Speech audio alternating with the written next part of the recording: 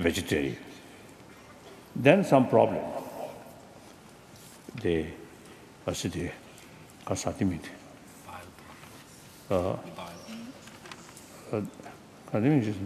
One gallon, what's that? Gallbladder problem start. And at that time, due to that illness, my whole body become yellow. Nail, eye, everything become yellow. So later I describe, at that time I become truly living Buddha.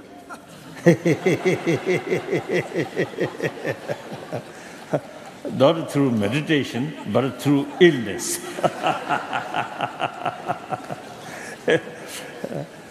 So then, I think around 67, I again returned to previous sort of diet. So non-vegetarian. But however, they say, if meat available, then twice a week, like that. And then also, later, afterward, all our monastic institution, the bigger monastic institution, all their common kitchen stop serving meat, vegetarian food. And some schools also, their common kitchen voluntarily give up serving meat. And then all Tibetan settlement in India. Originally, some plan with the NGO or helper, some organization providing poultry, piggery, like that. But we decided not open piggery, fishery, poultry. But one settlement, or one or two settlements, kept some poultry, they say only for egg. Then I asked, after the period of giving egg, then what to do? There's no clear answer. Few hundred hen, you say, after finishing egg, just kept feeding, also expensive. So then, distributed to each family, that also burden. So then difficult. So I asked, if the poultry for egg is really necessary for economy reasons, for the settlement, then I have no idea. I have nothing to say. If not that much important, then please close these poultry. So now last, I think 2 decades, all settlement, no poultry, and right from the beginning, no piggery, no fishery, like that. So that's our own sort of small contribution regarding promotion of vegetarianism. Then also Tibetan Buddhist center in different parts of the world. Individual, up to them, but the sort of festivals or something should serve vegetarian food, like that. So mental, what effect on mind? That's difficult to say. I don't know.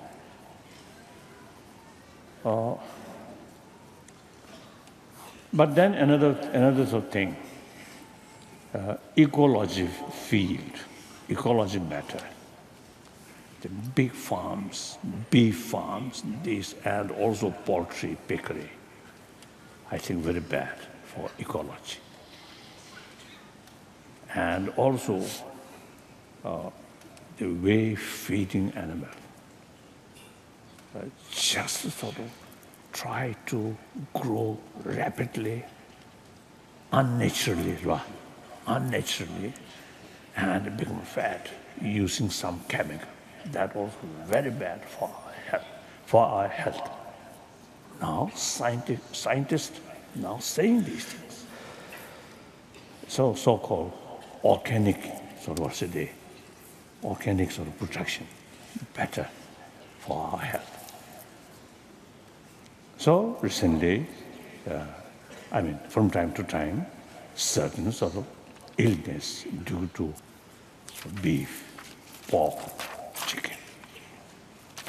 I think we should have some limitation, mercilessly produce millions of these animals and then kill.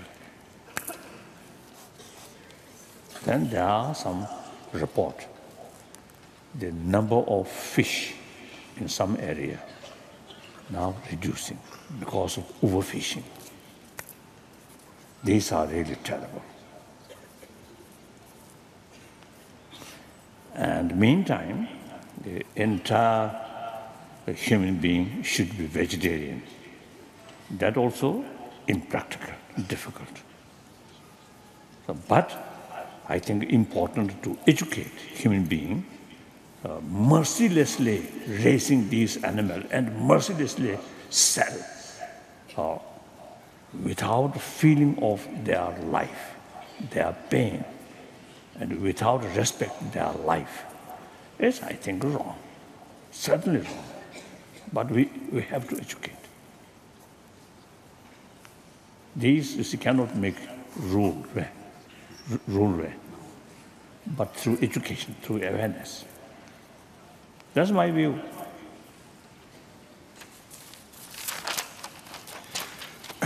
A kérdés tehát úgy szólt őszentségének, mi a véleménye a húsevéssel kapcsolatban. Azok az állatok, amiket megölünk és megeszünk, ők is élni akarnak, vajon mit éreznek irántunk? Milyen hatással van a húsevés az emberi tudatra? Nos, a vegetáriánizmusnak évezredekre visszanyúló hagyománya van, ezt a hagyományt tehát mindenképpen tisztelnünk kell. Tibet bizonyos területein is létezett ez a hagyomány, ugyanakkor vannak olyan tibeti területek, így például a tibeti fennsík, ahol egész egyszerűen nem lehetséges zöldségeket, növényeket termeszteni. Az itt élő emberek teljes egészében az állatokra vannak utalva, és csak az állatokon keresztül tudják túlélni az ottani körülményeket. Az állatok húsa, bőre és szőrméje az, ami lehetővé teszi számukra a körülmények túlélését. Ami a saját magam helyzetét illeti, emlékszem, hogy talán 14-15 éves lehettem, amikor még Tibetben a nagy vallásos rendezvényeken, fesztiválokon rengeteg féle húsételt, főtt húst, sült húst, mindenféle húsételt szolgáltak fel. Ezen a ponton ugyanakkor ezt betiltottam, és onnantól kezdve a nagy vallásos fesztiválokon nem szolgáltak fel, vagy ünnepségeken nem szolgáltak fel húsételt. Utána 1959-ben Indiába menekültem, és ha jól emlékszem, körülbelül 65 körül megpróbáltam átállni a húsmentes étrendre, és vegetáriánus étrendet követtem körülbelül 12 hónapig. Akkor azonban problémák támadtak az epehólyagommal, és teljesen besárgultam. Sárga lett a szemem, sárga lett a körmöm, mindenem besárgult, tehát azt mondhatnám, hogy elértem az igazi buddha állapotot. Sajnos nem a meditációnak köszönhetően, hanem egy betegségből kifolyólag, de a betegség miatt szükségessé vált aztán ismét, hogy húst egyek, így aztán én magam visszaálltam a húst is tartalmazó étrendre.